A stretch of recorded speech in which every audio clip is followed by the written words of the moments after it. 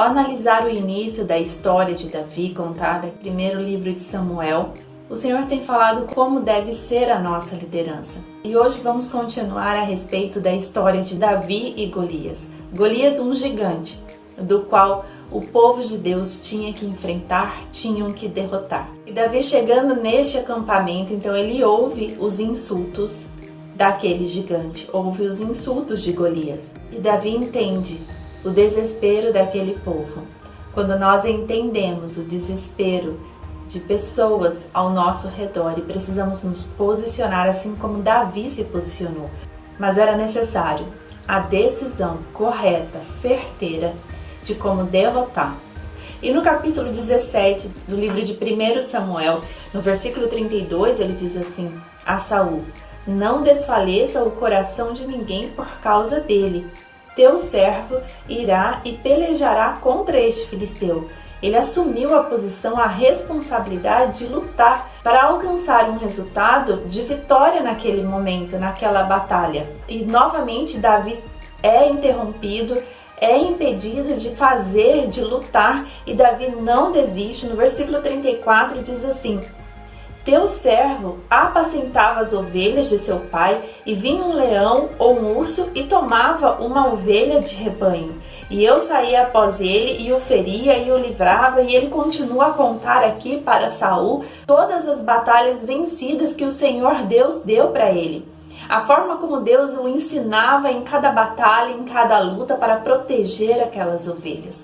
A essência de Davi estava resguardada para exercer a liderança, porque naquele momento ele toma a liderança para si, para decidir o que faria com aquela batalha. E no versículo 36 diz assim: assim feria o teu servo o leão como o urso, assim será este incircunciso filisteu como um deles, porquanto afrontou os exércitos de Deus vivo. Novamente ele diz: afrontaram a minha casa, afrontaram o meu povo, afrontaram a minha caminhada, mas o Senhor dos Exércitos está comigo, porque Ele já tem lutado por mim, Ele já tem me dado vitória, e essa não será diferente. Então Saul entende quem era Deus na vida de Davi, e ele diz: vá, que o Senhor é contigo. Mas Saul, um homem que não caminhava com Deus há muito tempo, ele resolve colocar em Davi os mesmos elementos de armadura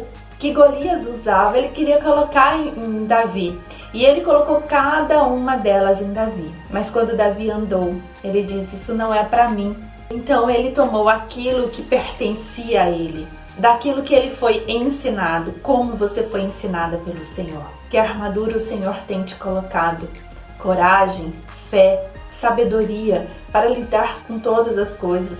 O Senhor te ensinou em cada angústia que você passou, e hoje Ele te prepara, hoje Ele te dá força para ajudar as outras pessoas. Você não precisa de armaduras do mundo para ajudar outras pessoas. É armadura, são estratégias, é o modo como Deus quer que você faça.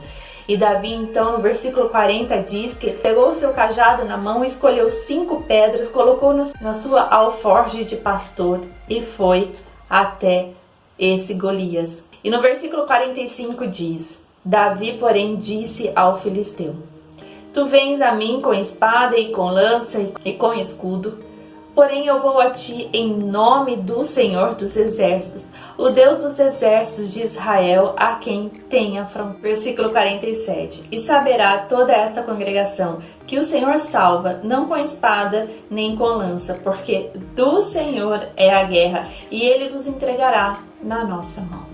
Assim é o nosso Deus. Quando nós aceitamos o chamado para liderar em nome do Senhor dos Exércitos, a vitória é certa. Não precisamos das armaduras que o mundo tem colocado na nossa mente. O que nós precisamos é da sabedoria de Deus, é daquilo que Ele tem nos ensinado, é viver em testemunho de vida de quem Ele é em nós. É viver segundo o seu coração, pautada na palavra do Pai, obediente àquilo que Ele tem colocado em nós. É liderar com servidão, é liderar clamando a Ele que lute por nós.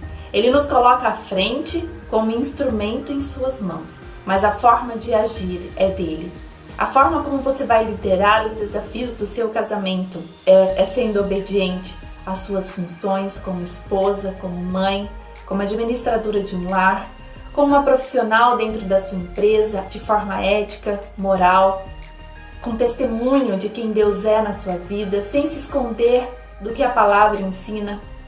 Liderar as emoções dos seus filhos é saber que os seus filhos são consagrados a Deus e que eles precisam trilhar um caminho reto diante do Pai, com muita sabedoria, com muito amor, porque existe o livre-arbítrio da parte deles. Aceitar a liderança de um ministério é ouvir a voz de Deus, dizendo o que deve e o que não deve fazer.